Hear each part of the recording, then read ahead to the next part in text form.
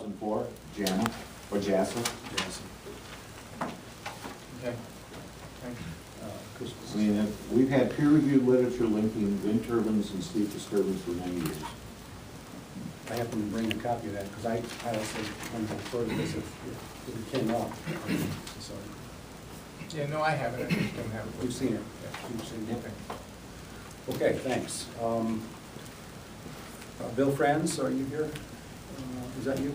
I would have a comment, but Mr. Williams is in here, so I'm not sure it's appropriate. Okay. So I think I'll just pass. Josh Van Camp, you had I think it's been pretty well covered today. I okay. retract. Okay. Jeff, is that Boss Boder? Peter? Yeah. B-E-T. Okay. Jeff? I got a few comments as well. You keep talking about the word annoyance, and there's a couple members on the panel that seem to think that they're trying to equate annoyance with a mosquito buzzing around. That's not what the medical industry is talking about with annoyance. The definition of annoyance in the medical field is the point at which adverse health effects begin. We're not talking about a little fly or too much moisture in the air. Those are the annoyances that you're trying to get people to think about when they're reading these studies, and that's not what they're talking about. They're talking about the point at which health effects begins, and that's at 40 decibels. All this medical literature that's been presented, I find it to be of no excuse not to have all of you have read all of it. That's your position to be here.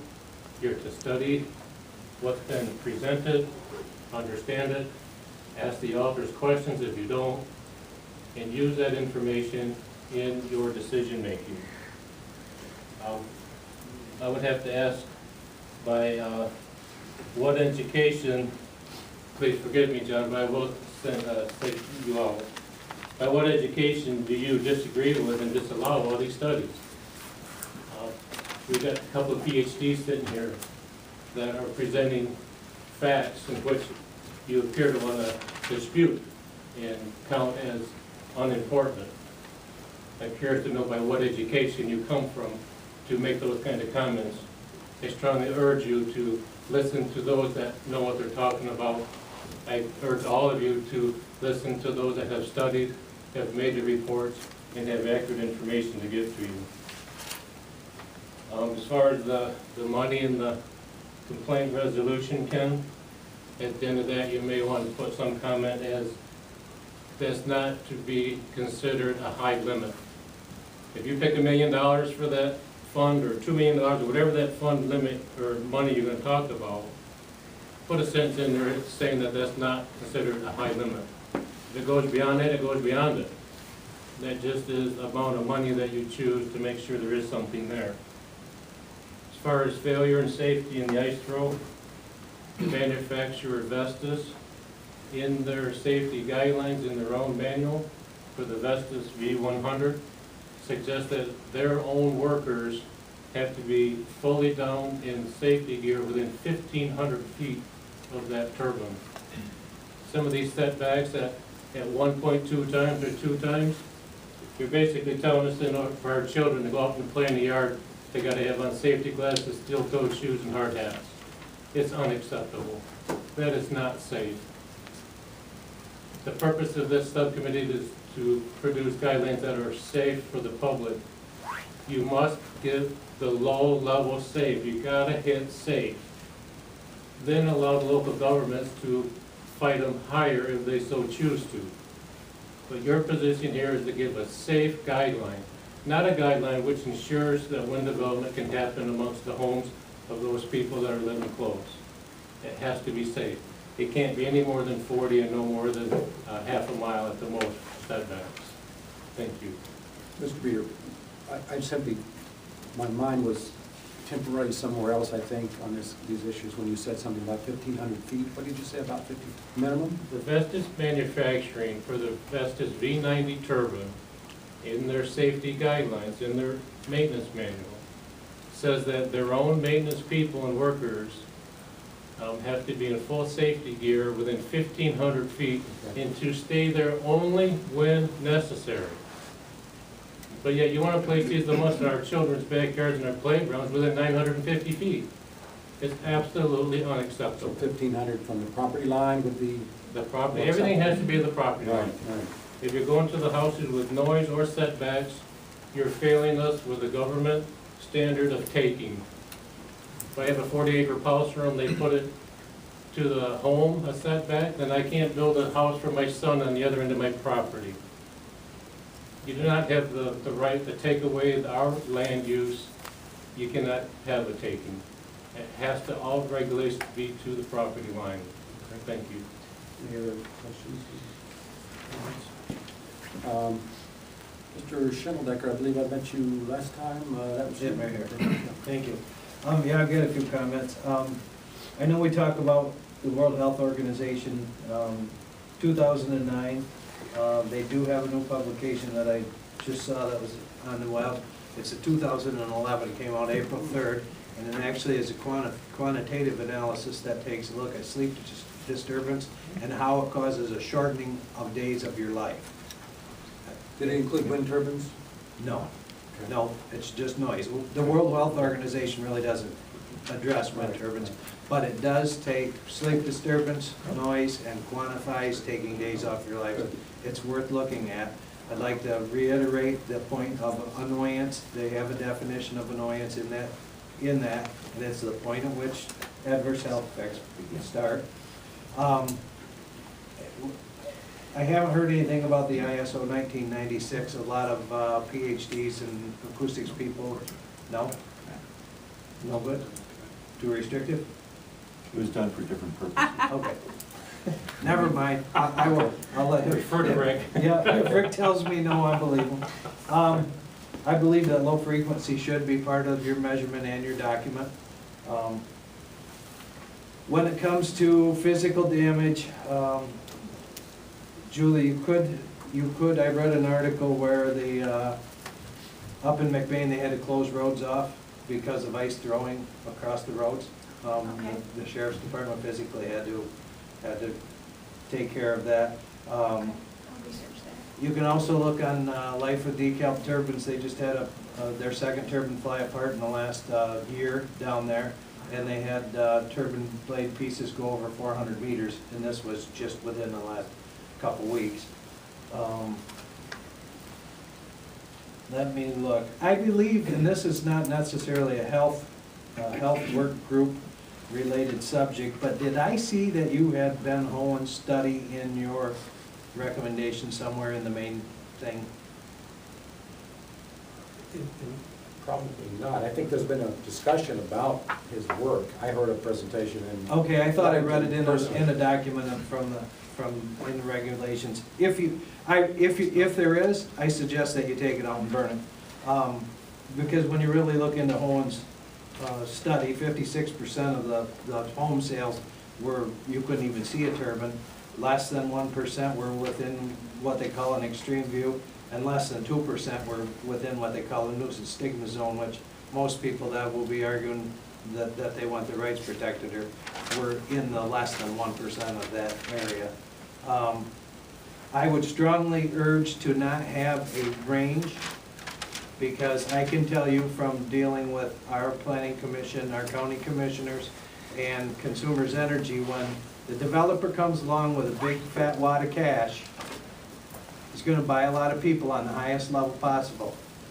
I mean, at 75 miles an hour going down the highway, where do you ride? Just where you think the cop's gonna stop you. You know, you don't go 40 just because you could. You go 75. The developers are gonna push the local governments to take that higher limit every time, justifiably. The more turbines they can get in your area, the more money they can make, the more taxes will be brought to your area, and that will be the argument. And the public you're trying to protect will lose every time in that argument. One other thing, you have to measure to the property line. Everything has to be to the property line.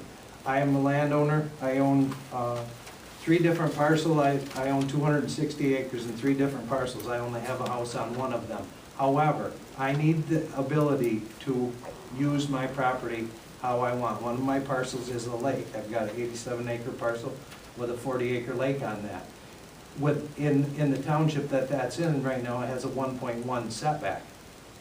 And there's no way that I would ever be able to develop my own property, which I've got a significant amount of money invested in, if development can come and there's no house there, they can put it however they want. They can flood it with noise, they can flood it with flicker, they can flood it with, you know, with visual domination, and you're taking away my right to do anything with that property. So everything has to be to the property line. Thanks. Is there anyone here who has lived for a while near a wind turbine? With personal experience? You've been around them, right? Yeah, I was commissioned to do a study 2 summers ago where I lived in the homes that had been abandoned in Ontario. And these are homes that are typically subjected to levels between 40 and 45 dBA outside the home. So begin at about 1,500 meters out to about 3,000 meters. And my personal, not only did I have data from my instruments, which showed that the levels were about 30 in the home, but my personal feeling from having spent those nights in those homes is that I don't think I could live there either. I think that the people who are complaining that they can't live in their homes, and then the studies come in, the post-construction studies that we're talking about come in and say, no, it's under 45 or it's under 40 or whatever. There's a disconnect there. What I have learned about wind turbines is that they have a well-behaved mode and they have a poorly behaved mode. Most of the data that's collected is in the well-behaved mode. That's daytime data.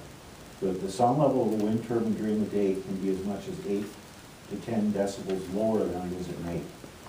And when you are trying to sleep, particularly if you're in homes without air conditioning, because you traditionally have the windows open, etc., that whoosh, whoosh, whoosh outside becomes the proverbial dripping water faucet.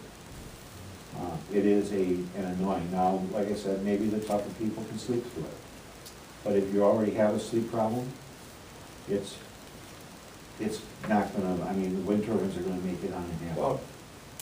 Well, you have the floor. You mentioned earlier when something caught my ear. Older wind turbines make more noise. Is that documented? I've never found a machine in my life that is quieter when it's 10 years old than the day it was manufactured. I have to assume that the same is true with wind turbines. When we site a wind turbine operation, we set a limit at 40, 45, whatever, and they design right up to half a decibel below it. They're giving themselves no leeway for the normal increase in noise that occurs over time as wear and tear goes on. One of the most egregious is out in Cohocton, New York, where they use turbines that have been stored near the salt water for about 2 years, and then they put them on land. Well, the gearboxes and the other mechanical components were so noisy, you could barely hear the blade swish. I read magazines from the wind industry all the time on the problems they're having with maintenance, how the gearboxes are failing, how the blades are failing. We cannot assume that these machines are going to be free of any deterioration over 20 years. We have to assume that what we're looking at on the day they go up and they're new is the best it's going to be.